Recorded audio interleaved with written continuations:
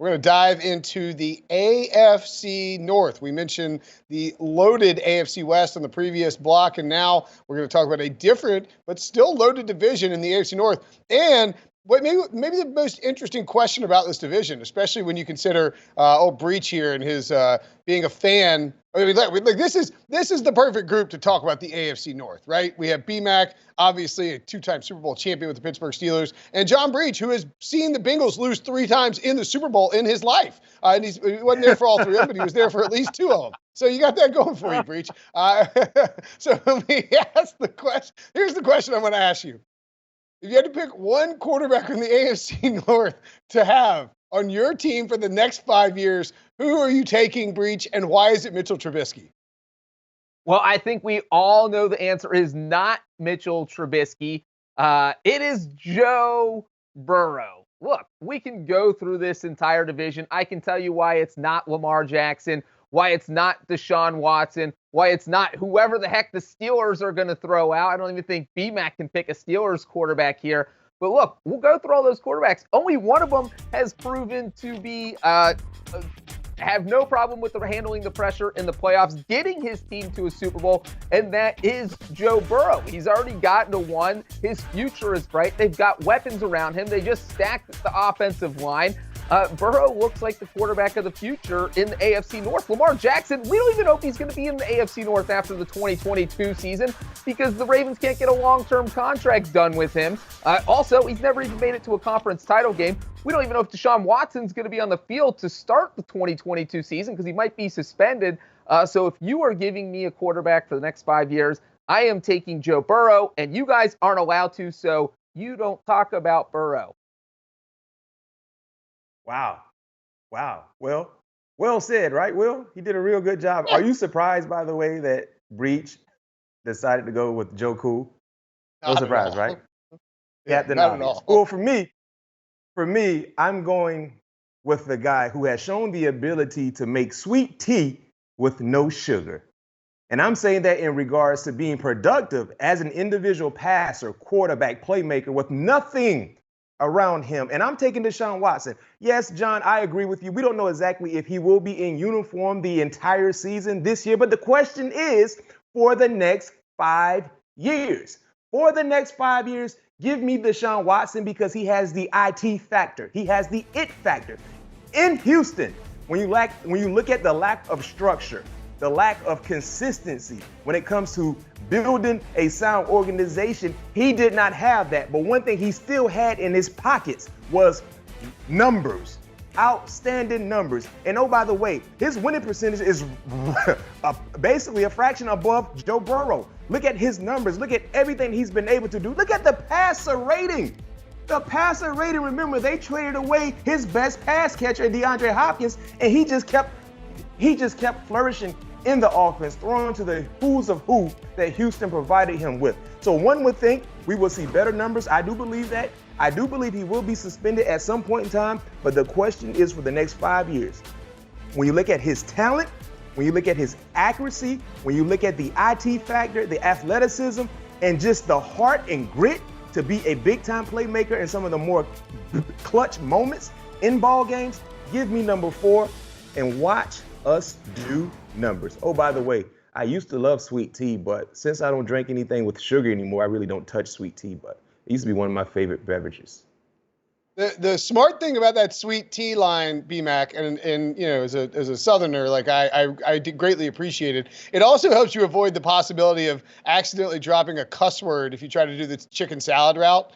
You know, like you try to go like, I made chicken salad out of chicken something else, and then all of a sudden, yada, yada, yada, you're fired from your job for saying a bad word on TV. Anyway, I digress. I'm going to go Lamar Jackson here. And I think all 3 answers are perfectly viable. Joe Burrow led the Bengals to a Super Bowl this year, as everyone knows, because they lost to the Rams in that Super Bowl where they didn't win the Super Bowl. You know, Deshaun Watson, elite player on the field when he is, when he is capable, when he is there. And, you know, certainly this season is up in the air, but for the next 5 years, I expect him to be good. That's why the Browns paid the price they did. Lamar Jackson, though, is the only MVP on this list. And man, I'd probably bet it again at 20-1. I don't think Joe Burrow should be 13-1, shouldn't be ahead of him.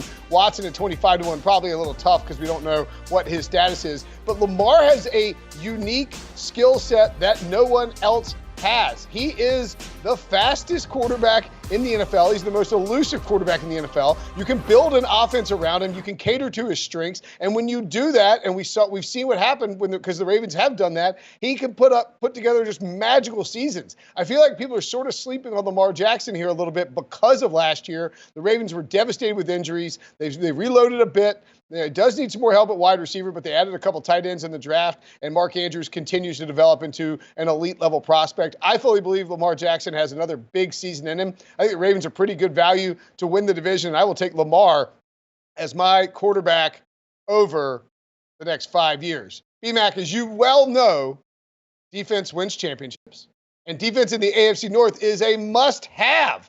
When you look at these defensive setups in the AFC North, who stands out to you as like some key defensive players to watch for in the 2022 season? I mean, anytime you talk about defensive players in the AFC North, I think you start and stop that conversation with TJ Watt and Myles Garrett, right? But outside of those two guys, there is an onslaught of pass rushers that can do it in a consistent way. Let's start and let's look at Hendrickson from Cincinnati. I mean, getting him from New Orleans a year ago paid dividends for their defense, had double-digit sacks. I know John cheered for him a lot as he harassed opposing quarterbacks, and he did it in a consistent way. I think, once again, he will have a phenomenal year. And the same thing could be said for his counterpartner in Hubbard, playing the opposite of Hendrickson. I think these two guys would do a great job in what they in capping off and adding to what they did last year. But then let's look at the Baltimore Ravens. Bringing back Calais Campbell, that was a big need for them. But one player that I like with Baltimore, when you look at Odafe Oweh, talented, second-year player, who's really starting to come into his own, not just in the National Football League, but most importantly there in Baltimore. I think he has an opportunity to give at least 12 sacks, provide at least 12 sacks for the Baltimore Ravens. So that's a new up-and-coming name to monitor when you look at this division when it comes to defensive-minded guys and the guys that do a great job in sacking opposing quarterbacks. Man, I mean, all those defensive players plus these quarterbacks that we talked about make this a really tough division to pick, but we got to make picks anyway. So, Breach, we'll start with you. I have a feeling where you two homers might go, but I'll let you see if you can surprise me, Breach. No surprises here, Brinson. You know, it's funny. If I had $1 for every time you mentioned this offseason, the Bengals lost the Super Bowl, I would be not on the show right now because I'd be retired in Barbados. But I am not there because you did not give me that dollar, even though you've mentioned it 7 billion times. Anyway, I am picking the Bengals to get back and then win the Super Bowl so Brinson can shut up about it. But you know what? When I look at this division, the Browns are stacked right now, but we still have that Deshaun Watson suspension hanging over their head. We don't know if he's going to be out at all. Maybe he misses 6 games. Maybe he misses 10 games. No one has any idea. So I think it's hard to put a futures bet on the Browns when you don't even know who their starting quarterback's going to be. Same with the Steelers, and I feel like that leaves you with Baltimore or the Bengals. And I know the Ravens were beat up last year, but the Bengals offense was just able to move the ball up and down the field on the Ravens defense. And I think they're going to be able to do that again. I think Cincinnati's going to have another good team and that they weren't a fluke or a one-year wonder. And I am going to pick the Bengals to win the division in 2022. Well, John, sorry to bust your bubble, but recent history tells us the team that loses the Super Bowl, they have a down year, right, Will?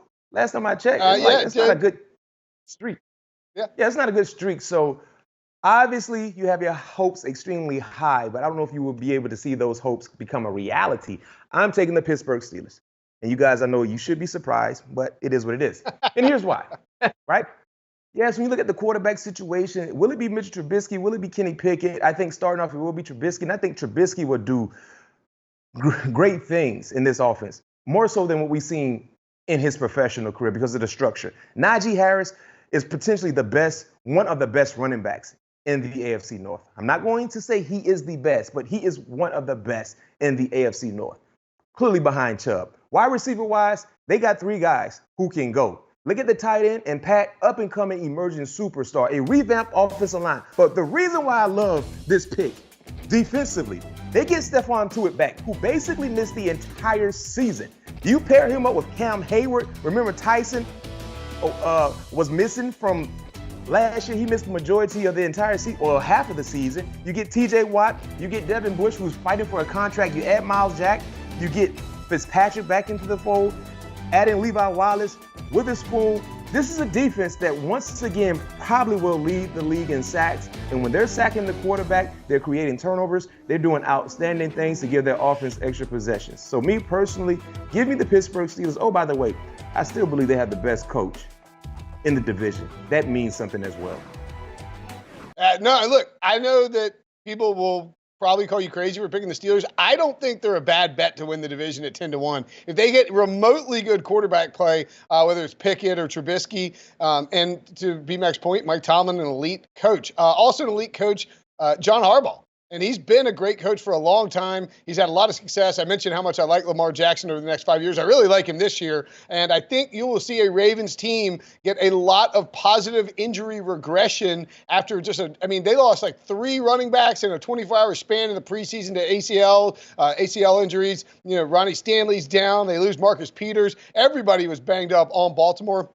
I think they have a big-time bounce-back season and present pretty nice value to win the AFC North at more than 2-1. It will be a hard-fought battle, of course, because it always is in that division. But give me the Baltimore Ravens to win the division. B-Mac, give me some reasons why people should be checking out All Things Covered, the excellent CBS Sports podcast you do with Pat P. Oh, man, I appreciate the same reason they should be checking out the Pick 6 pod.